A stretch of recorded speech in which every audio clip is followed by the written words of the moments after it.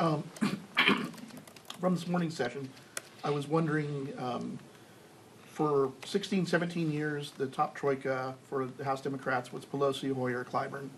And then with Clyburn's moving off of leadership, was there any sort of notation or any sort of observance with Neguse taking over today, sort of about the sort of end of, for lack of a better term, the formal end of an era? I think Joe Neguse, I'm not going to get too much into what happens in caucus, but I thought Joe Neguse gave an amazing reflection when he spoke to caucus this morning on the contributions of Jim Clyburn, the contributions he's made to the state of South Carolina, to the Democratic caucus, to the country. I thought he did an amazing job, and we all stand on the shoulders of Nancy Pelosi, Steny Hoyer, Jim Clyburn, and their leadership. I've said before, they are the Mount Rushmore of Democratic politicians.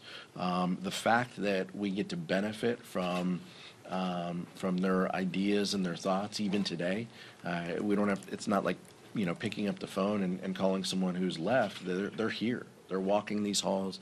They're sitting in meetings with us. They're sharing their expertise and their knowledge.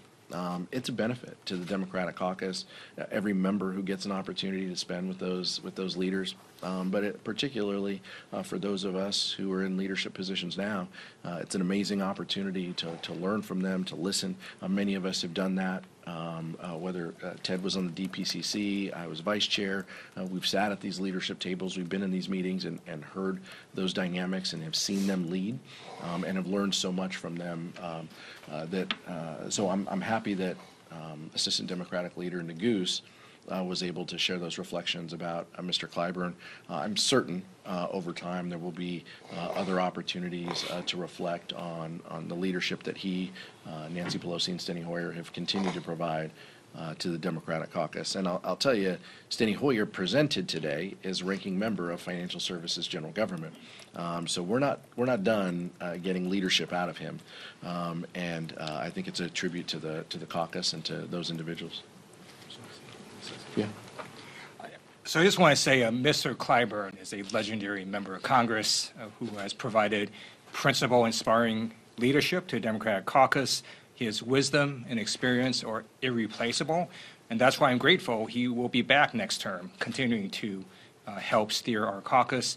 And I also want to welcome Joe on his new role. Thank you, guys. Thank you.